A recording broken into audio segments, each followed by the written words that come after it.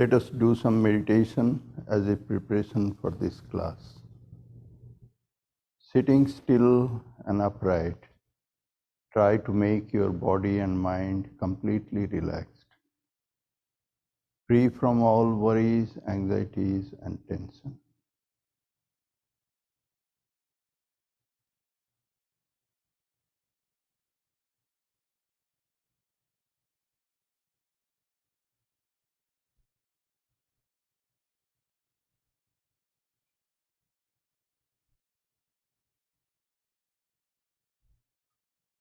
Let the breathing be deep and rhythmic, inhaling deeply, exhaling slowly, keeping equal counts, inhaling and exhaling.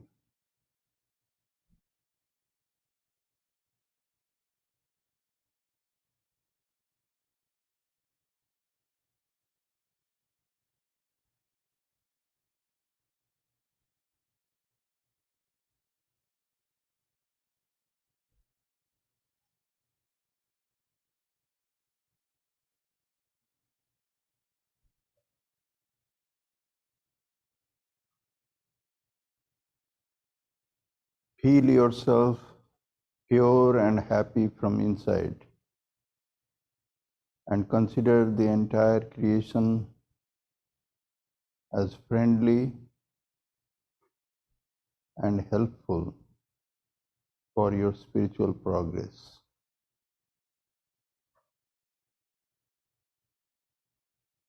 Creating a strong thought wave in the mind for goodwill towards one and all. Send it to all different directions, thinking that let all people, all creature everywhere be happy, be at peace.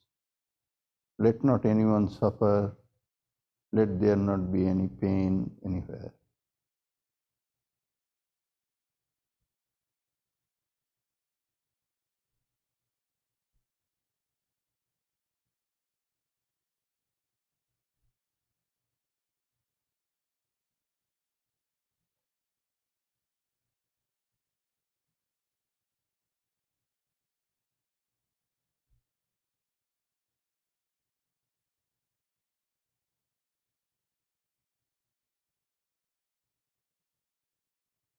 Focus your mind on your own physical body.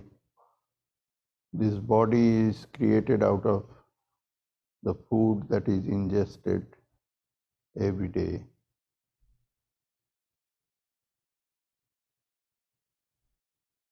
It is created out of material particles, the five tanmatras, in its coarsest form. This body is continuously undergoing changes, and it is with a beginning and an end.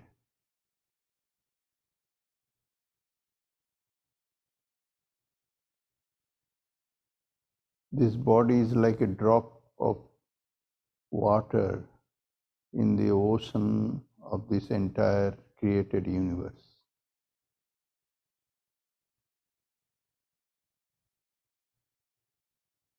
Separate yourself from the identification with this body and imagine that this body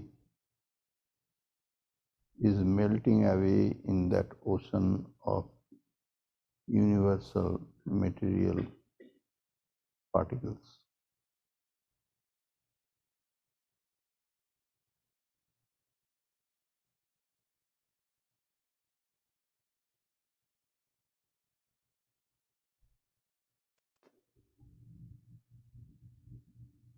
There is a subtle body within, the mind, the intellect, the vital force, prana, the senses, the I consciousness. They are created out of subtle particles. The subtle part of the five tanmatras.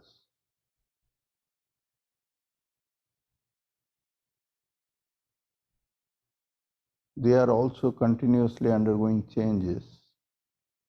They are changeful in nature. And this subtle body also has got a beginning and an end.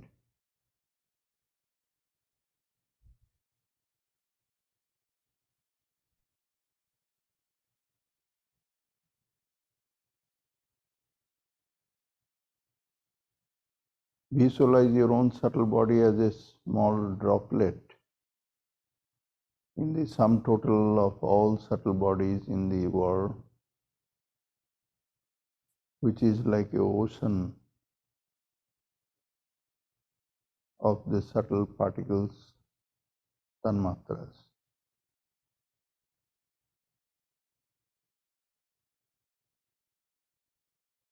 Visualize your own subtle body merging into that ocean and separate yourself from that.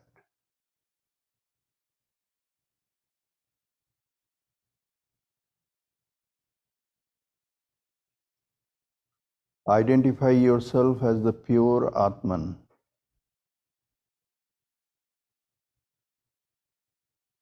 The Sat Chit Ananda, existence, consciousness, bliss absolute, eternally existing, that has got no beginning or an end, and it is changeless.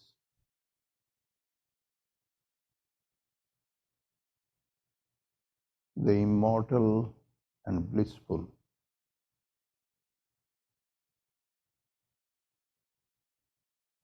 Meditate on that self as an effulgence of light at the lotus of your heart.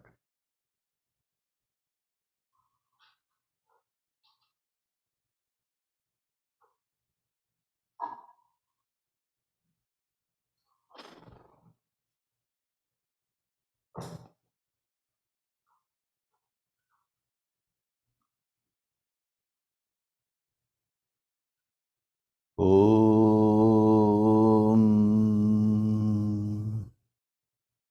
Om Sahana Bhavatu Sahanau Bhunaktu Saha Viryam Karvavahai Tejasvinavadhitamastu ma Vidvishavahai.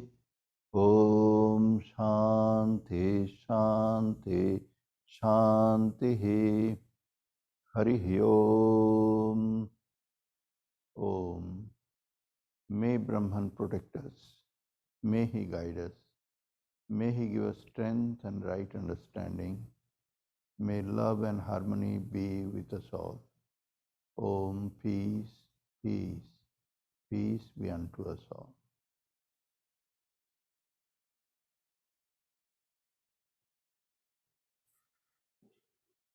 Good evening. Let us begin with our this verse where we left last week. Last week we were reading at page 207, verse 504. Chhaya spristam usnam va sheetam va sustu dustu va na sprishatteva yat kinchit purusham tad vilakshanam. If heat or cold, or good or evil, happens to touch the shadow of a man's body, it affects not in the least the man himself, who is distinct from the shadow. This we had already completed last week. Tonight we are beginning with 505. Na sakshinam sakshadharmaha sansprishanti vilakshanam avikaram udasinam grihadharma pradipavat. Na sakshinam sakshadharmaha sansprishanti vilakshanam avikaram udasinam. The properties of things observed do not affect the witness which is distinct from them, changeless and indifferent. Griha dharma pradeepavat, as the properties of a room do not affect the lamp that illuminates it. So this is simple, a statement, and it says the Sakshi, Sakshi means the witness. In Sanskrit uh, constructs, the words of same case or karaka, they will very much sound similarly and easily identifiable. And then you can find out which one is the word and the noun, and then rest of the words will become its adjective. So the sakshinam, vilakshanam, avikaram, udasinam. So these four words, they sound very similar. Similarity is at the ending of the end. Sakshinam, avikaram, udasinam, vilakshanam. So these are the connected words. One word is sakshi. That sakshinam has got rest of the words as adjective. They qualify. Sakshi means the witness. The witness of anything. That witness will not be touched by the action that is going on in the object. The object, anything that is changing, happening, anything. The witness is not touched by that.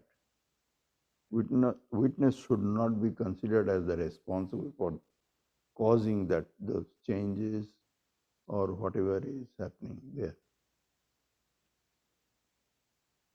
So this Atman is like that. This Sakshi or Atman, which is Vilakshanam. Vilakshanam means different, completely different, separate. Avikaram, which is changeless. Vikara means change. Avikaram means changeless.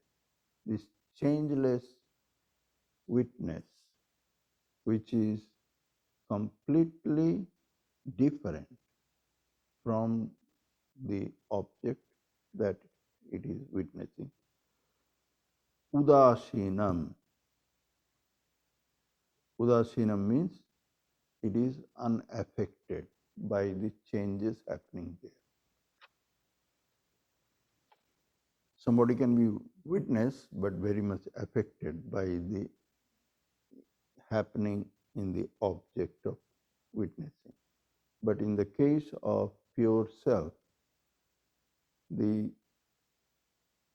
witnessing is not making the self anyway affected. It is not affected, unaffected, completely untouched, unaffected. So, na sakshinam saksha dharmaha sansprishanti. Sansprishanti means very much touches. Sprisha word means to touch. Sprishanti means touches it, or sansprishanti means somehow very much, absolutely, or in a major way touches it, in any way affects it. No affectation possible. Similar to what happens if there is a lamp in a room. So the house is like the object and the lamp is the witness. Lamp has got nothing to do with the house. Whether there is a house, the walls are there or not there, or the windows are open or closed or whatever, the lamp is lamp. It will just be witnessing what is there around. But lamp is not affected by the existence of the house in which the lamp is burning. It is similar to that. The Atman inside is like that lamp which is witnessing all the changes that is happening in the house. The house, that is the physical body, the subtle body, the senses, the mind, the intellect, and eye consciousness, all sorts of many changes that are happening there. The pure self is just the witness to those changes going on. The self is in no way affected by the changes happening there. And it is completely free from any attachment to them. That is Udasin, indifferent to all those changes happening there. It has got no. So the properties of things observed do not affect the witness, which is distinct from them, changeless and indifferent, as the properties of a room do not affect the lamp that illumines it. This is the verse. We are continuing with the experience of that student who has already realized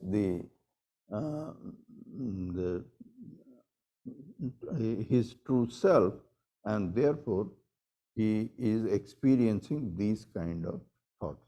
He is feeling that kind of freedom. These are the statements of the experience of complete aloofness or freedom. Sometime in our social context, we think the word aloof is not a good and healthy word. To be aloof and to be unaffected by things happening outside, uninvolved, it is not a positive idea. People should be involved, should be actually affected by what is happening there. And should be. But here we have to understand that this is not a social context, this is the absolute ultimate reality. In the social context, we take into account the person who is witnessing and the things that is happening both to be equally real. Both are equally real and true. So there we feel like that how could one remain unaffected and untouched and uninvolved, and that to be praised and said that, oh, this is great. Here in the knowledge of non-dual self, here the situation has changed drastically. Here the witness and the event, they are not in any way, you cannot connect them. No connection is there existing anymore. Here the pure self, which is the witness, the Atman, is the only reality, and rest of the things which are appearing as the objective, visible things or activities or events, they become absolutely non-real. Even after they are visible, they remain non-real. Just like a person who has just got up from his sleep. During the sleep, at some point of time, he was dreaming just before waking up. He was dreaming, having a dream. And then his eyes opened and he woke up. And after waking up, he could still remember a portion of the dream still available to the person. He could feel that this was what I was thinking, and these were the sequences of incidents and all these things. Dream could linger in the mind for a while, but the person is clear that the dream is not real and it has nothing to do with him. He is absolutely separate and aloof from there. Or a person who has seen the mirage and then found out that that is a mirage and that is not real, which we have always seen when we are on the road driving. You will see in front of you on the road, sometimes you will be seen that there is a patch of water there and some shadows are there. You could clearly see. And then as you approach that place, you will see that it is nothing. It is not wet. There was no water there. It was a mirage. It was on account of the difference of the density of air on account of a hot day in contact with the very hot road. The air became very thin there, and going up and up and up, the density is changing and becoming thicker, thicker, thicker, and that creates a curvature in the light and makes you see that thing, that there is a water, and even you can see the shadows in that water.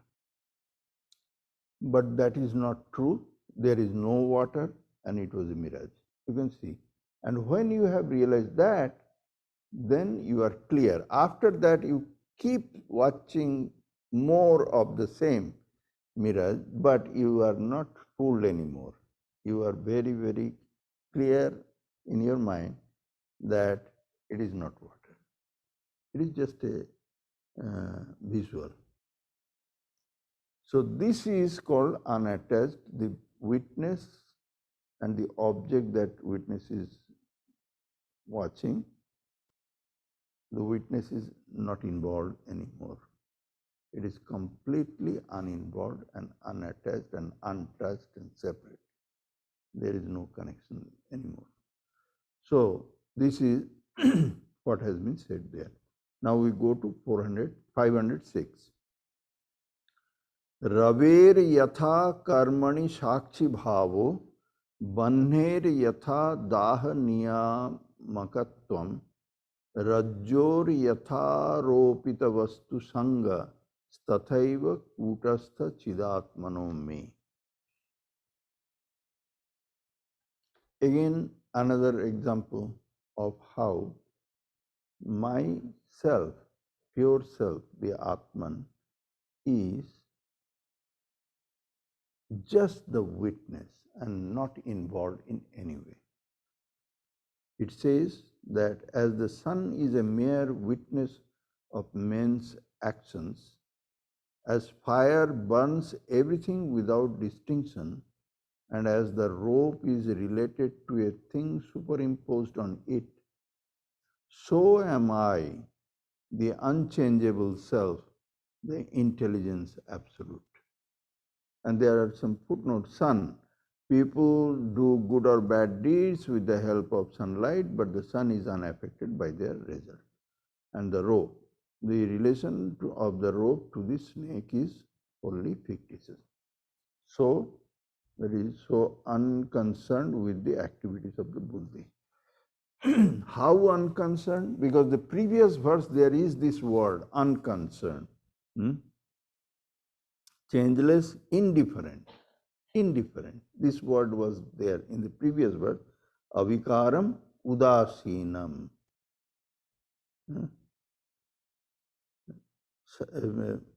Na sakshinam vilakshanam avikaram udasinam saksha dharma sansprishanti.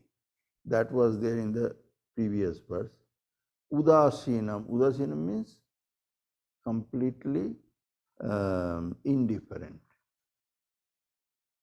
Here in this verse, that indifference is being further explained in three different examples.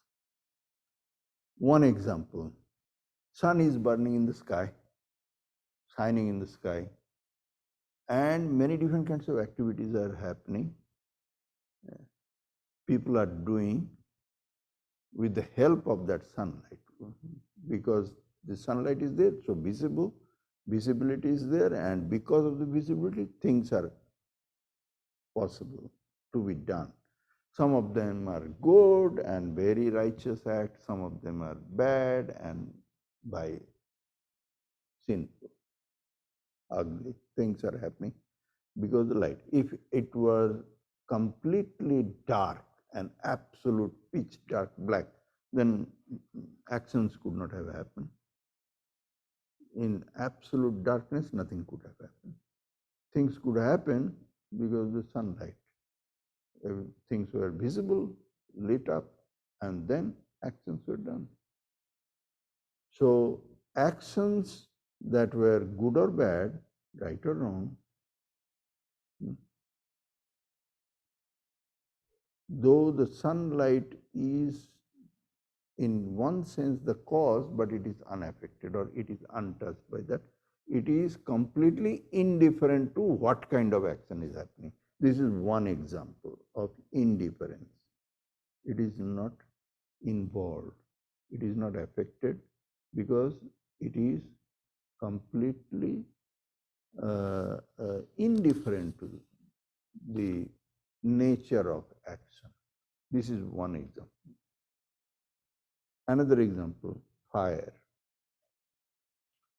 When there is a fire burning, it doesn't discriminate between, oh, this is a good thing, I leave it from destroying.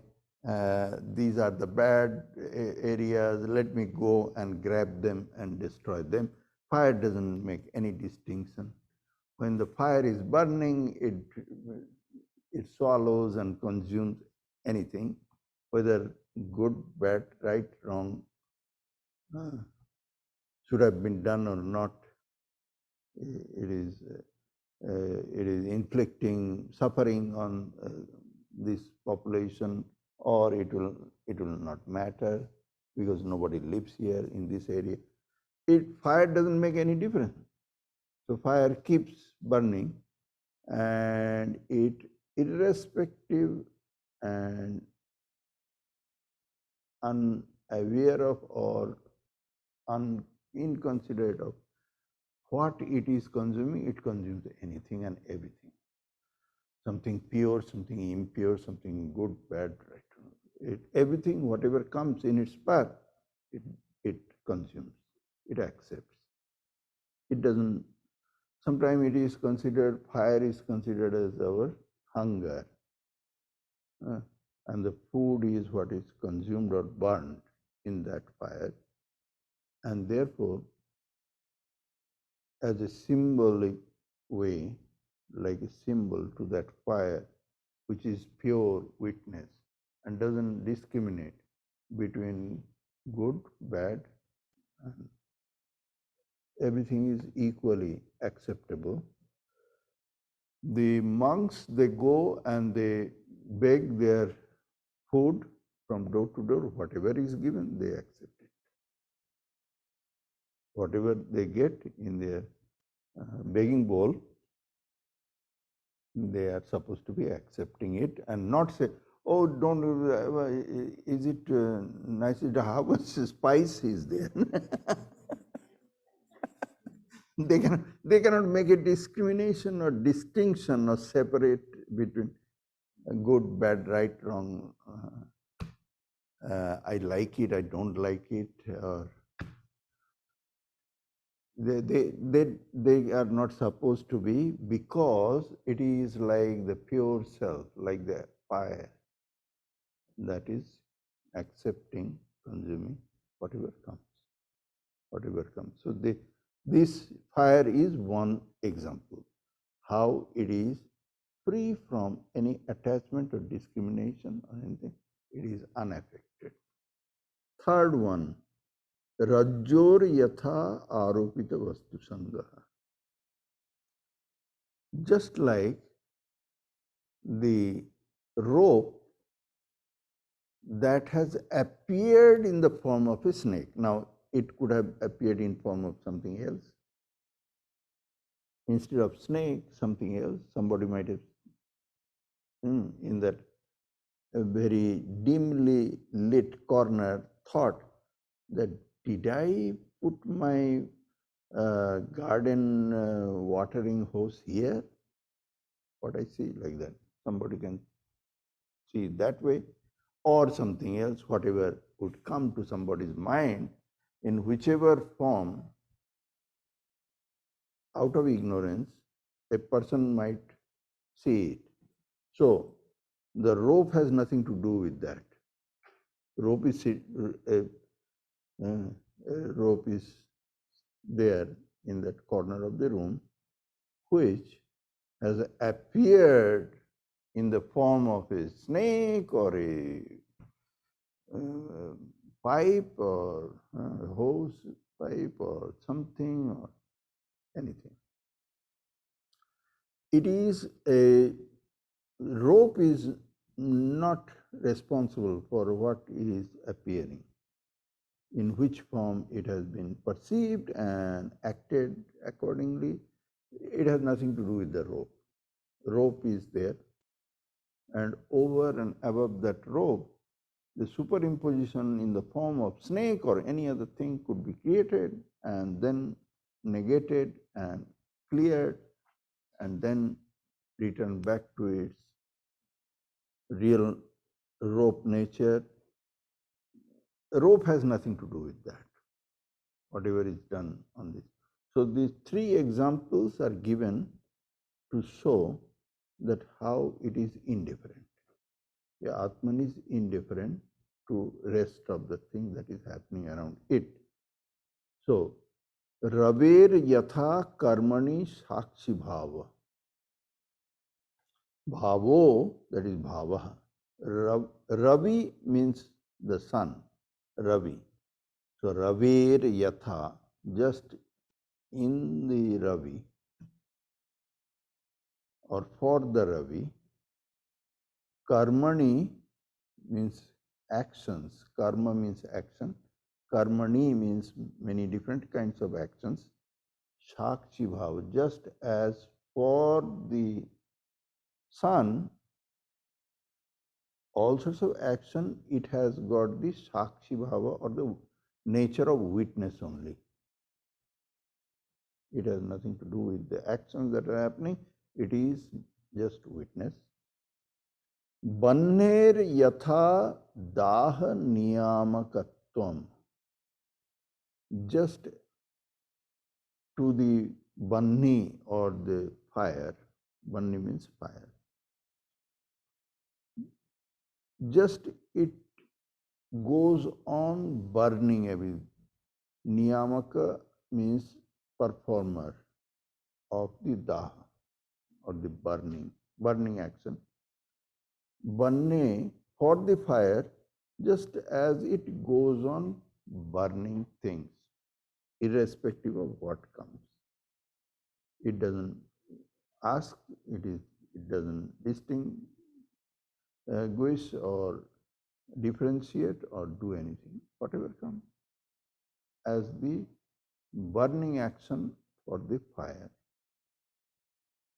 Rajjor yatha aropita vastu sanga. Just for the rope as the aropita or superimposed vastu, the object, sanga, as the connection with the rope. How the rope is connected with whatever is superimposed on the rope, in whichever form, that type of thing. There is no connection at all. The rope is rope, and rope has no separate preference. Don't look at me in the form of a watering pipe. Always think me only like a snake. Rope is not having any such idea, or it has got no choice or interest in it.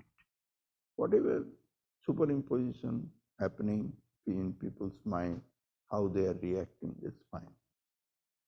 Rope remains completely uninvolved and absent from actual connection. Similarly, tathaiva, tatha eva, just similar way, kutastha chidatmano me.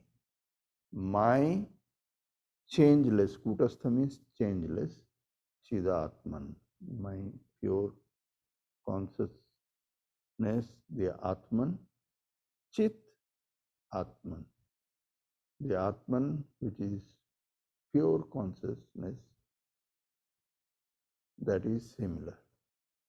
That is similarly, it is not affected or not touched by or not involved in anything that it is witnessing. After realization of the self, after realization of one's own self, the person, if he is not giving up his physical body, because as we hear that he has got two choices, he could continue to live in the body and the body lives for a while means a few more years or something, or he might not even rise from that deep Nirvikalpa Samadhi. In that Nirvikalpa Samadhi, he sits there and he realizes the self, and then he doesn't get up again from there. And his physical body dies after 21 days according to Sri Ramakrishna in the Gospel of Sri Ramakrishna.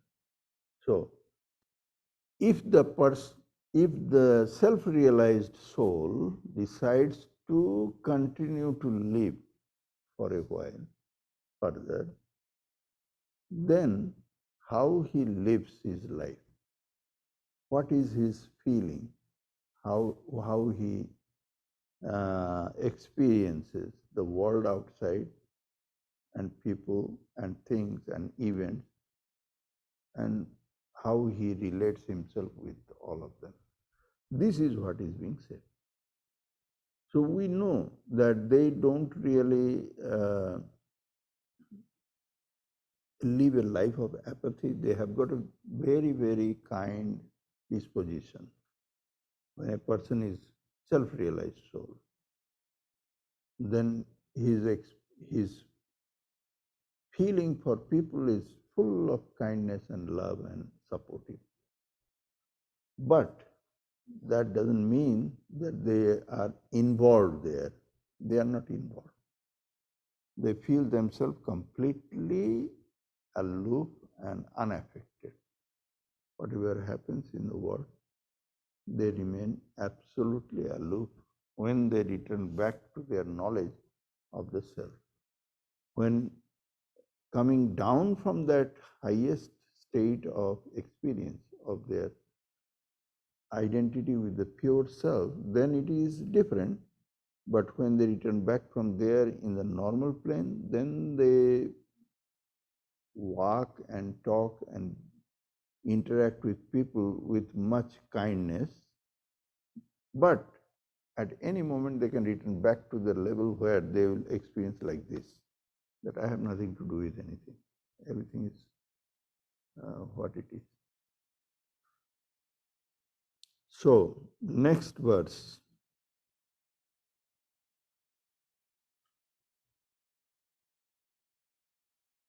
Kartapi va karayitapi naham bhoktapi va bhojayitapi naham drashtapi va darshayitapi naham soham swayam jyoti anidrigatma. Kartapi va karayitapi naham. I neither do nor make others do any action. Bhoktapi va bhojayitapi naham. I neither enjoy nor make others enjoy. Here the word bhokta has been translated as enjoy, but the inner meaning of this bhokta here is experience. Just like we say karma phala and karma phala bhoga. Here the bhokta is from the word bhoga. And bhoga is not always about enjoying.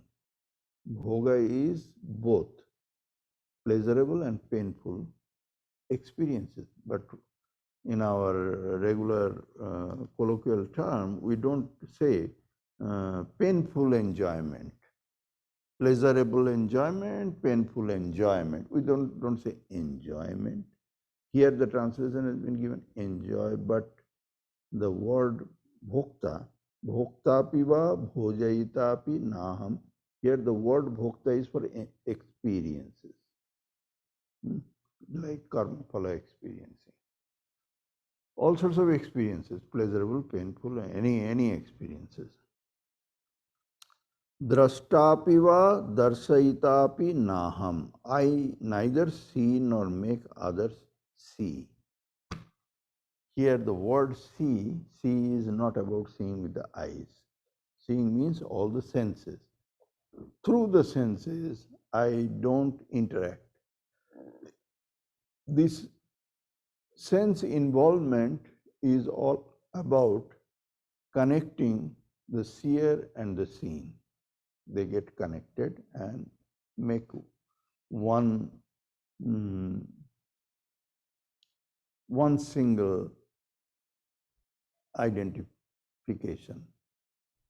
The seer, the seen, and this action of being seen. If the action is not there, if the seeing action is missing, then the seer and the seen get disconnected. The connection will snap. Three things together makes one something. The seer, the seen, and the action of seeing. But the realization of the true self will make the seer separated from the seen and will not get connected.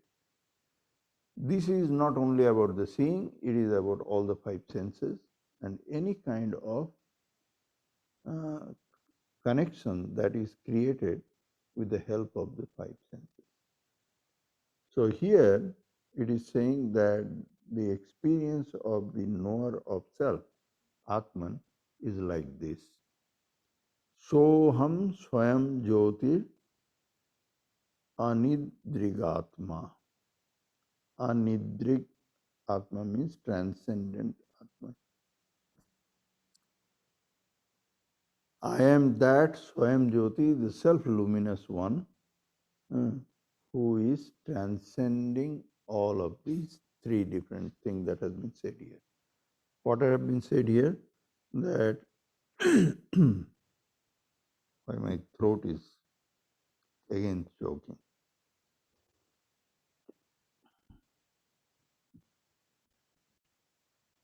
Kartapi va karayitapi naham. I am neither the doer nor I cause anybody to do anything. In neither way I am connected with any kind of action. No action is caused by me in any form that I am doing or I am making others do it.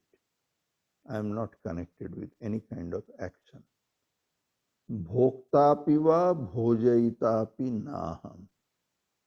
Neither I am experiencing anything, nor I am making others experience things. This kind of aloofness or separateness or complete indifference. Drashtapi va darshayitapi naham. Neither I am experiencing through the senses, and this way I get fully bound or involved or connected, nor I am making others involved or connected in any way. So there is a difference between experiencing the bhokta piva bhojayita pinaham and drashta piva darshayita pinaham. Drashta and darshayita is the direct interaction. And bhokta and bhojayita means experiencing pleasure and pain. It does not necessarily involve your senses. It could be in the mind, it could be in a different way, different kind of feel and all these things, where the senses are not at all involved. Intellectually or mentally also, people can have experiences of pleasure or pain, where the senses are not directly involved. Whereas seeing, hearing, smelling, touching, tasting, like that, these are the direct involvement of the senses. These are one kind of experience, but these are the sense experience, sense involvement.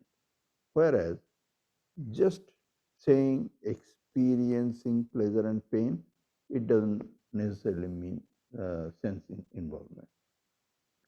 So in either way, neither I am the doer, nor I am experiencing anything, no experience touches me, nor my senses are going out and getting experiences or involvement anywhere, nor I cause these things to others to happen. I am not involved in any way.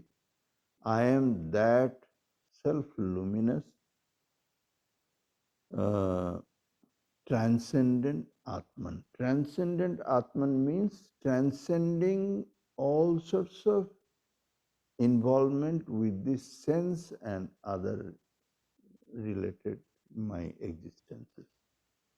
The people feel their existence in terms of their physical existence, the sense, etc., working, then the mind and intellect working, and etc., etc. So in those, through them, all these different areas of their identification, they get involved. They get involved in the objective world, and I am transcendent self. I am not in any of these levels that I am existing. I am free from them. Freedom from there. It is the experience of freedom. The experience of freedom that have been narrated all along in many different verses. What is being actually highlighted here is the experience of absolute freedom from the bondages um, or the compulsion that we feel. We are compelled to live bound in the physical level of our body, the sense level of our experiences, the mental, intellectual, and the vital force prana level of our existences, we remained under bondage, or we are bound to experience things and get involved. We are under some kind of a compulsion there. Here, all these statements that we are reading, they are talking about the freedom from those compulsions.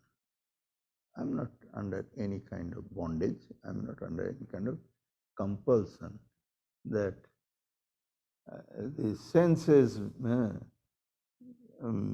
force me, feel this, feel that, know this, know that, consider this to be sweet, consider that to be sour, and all sorts of things.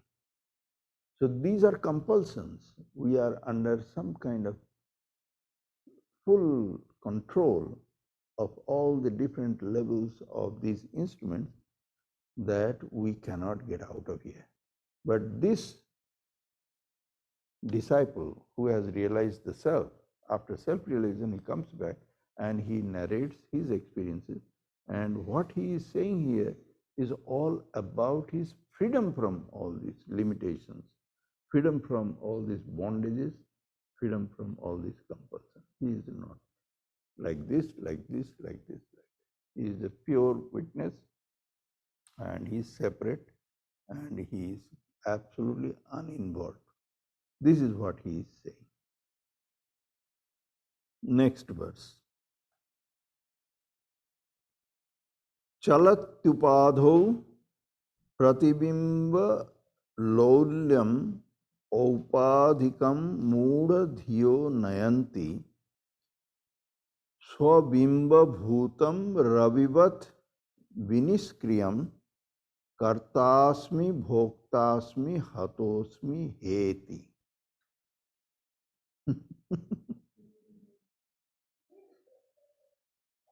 Got it? Very good. So, Chalatyupadau pratibimba. Okay, let us read the simple translation. When the supervening adjunct, that is upadhi, and there is a footnote, supervening adjunct. Supervening adjunct, for example, water, in which the sun is reflected.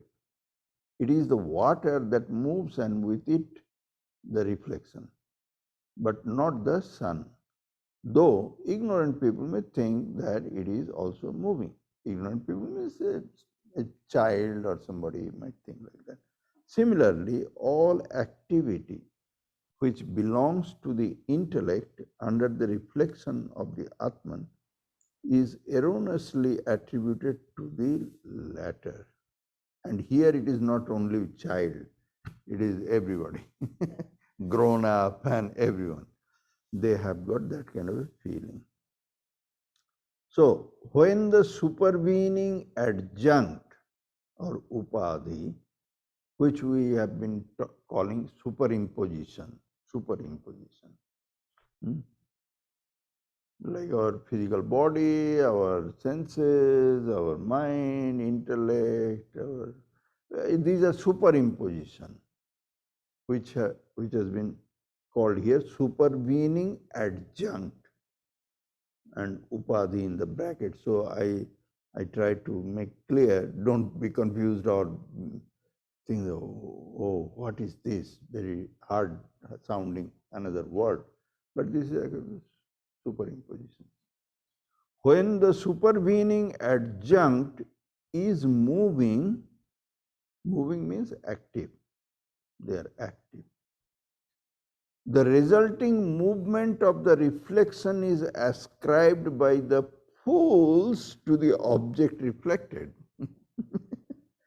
in the books of the Vedanta scripture, the word fool and stupid and ignorant is very, very liberally used.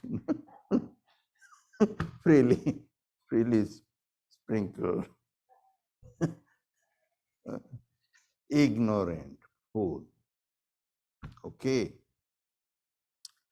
If they did not know, Shankaracharya, thousands of years back, he wrote all these things. He did not know that several thousand years later, student reading them, half of the class will get up and go home.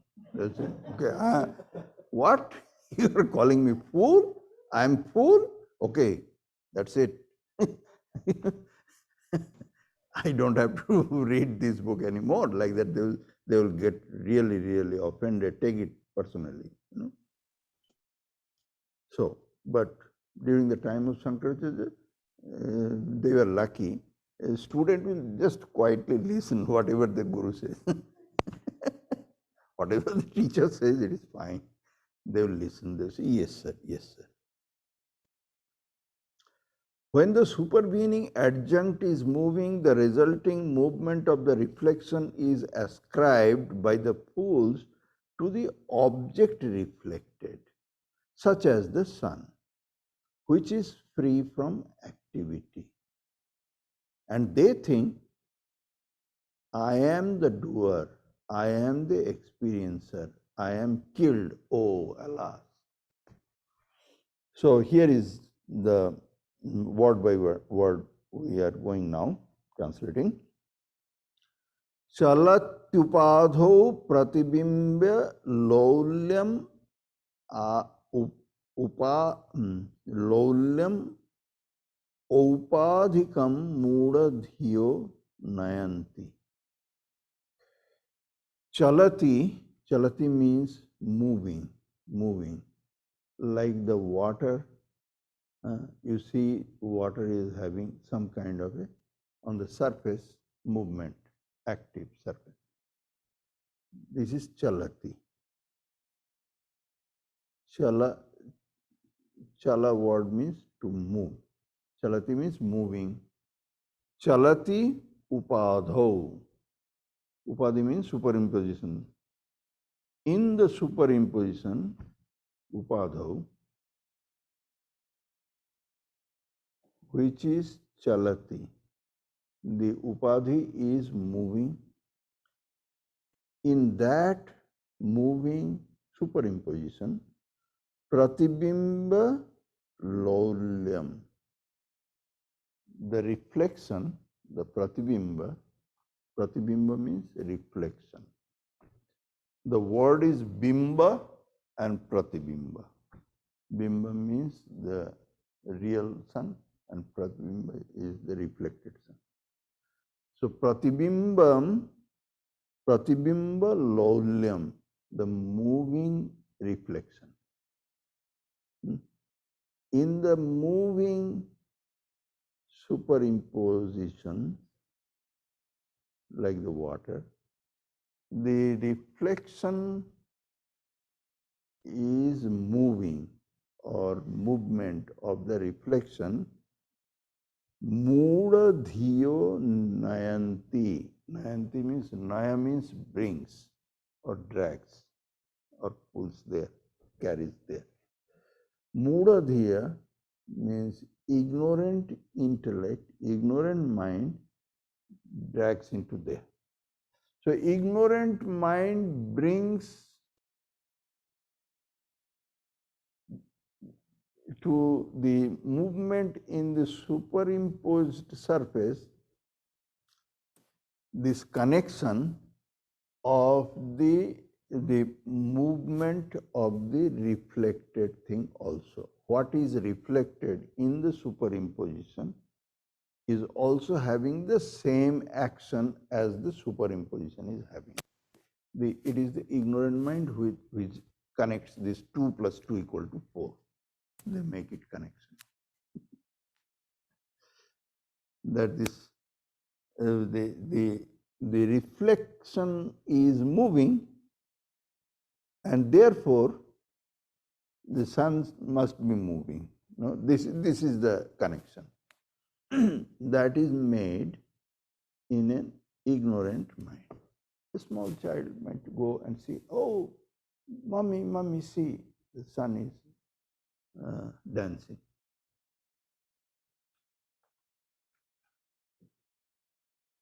Swabimba bhutam ravivat viniskriyam. Viniskriyam. Vi means visheshena, niskriyam, changeless or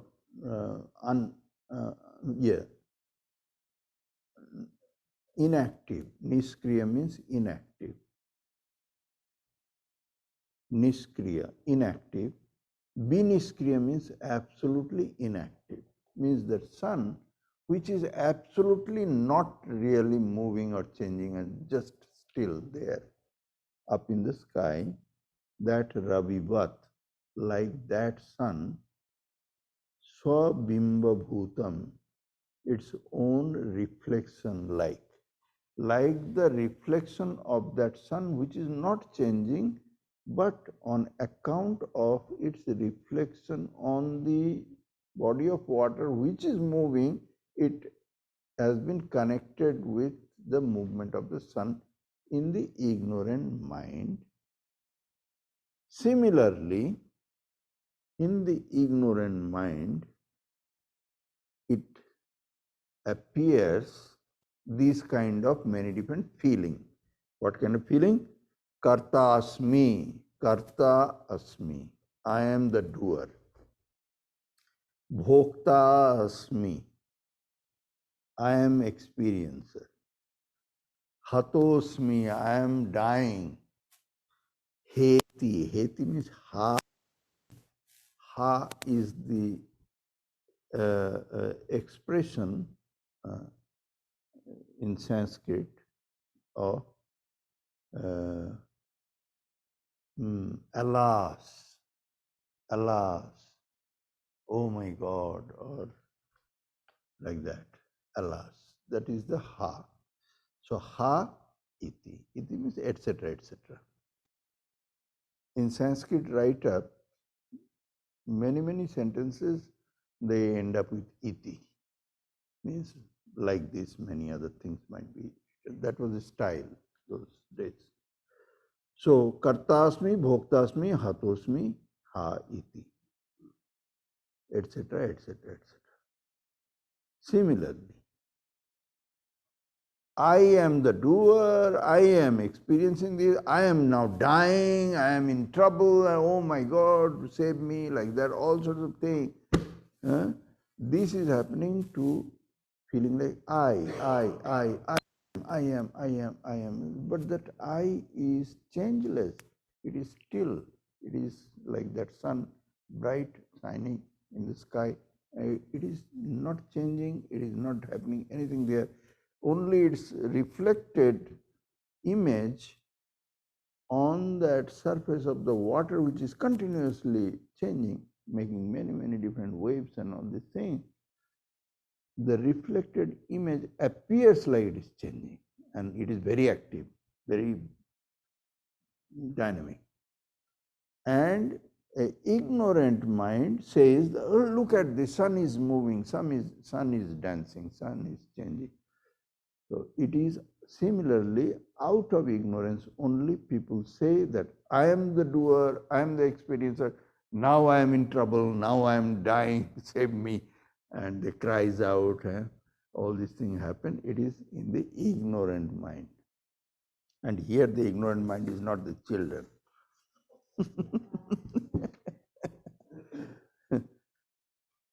So we can leave it at this level of ignorance for tonight and go from there next week.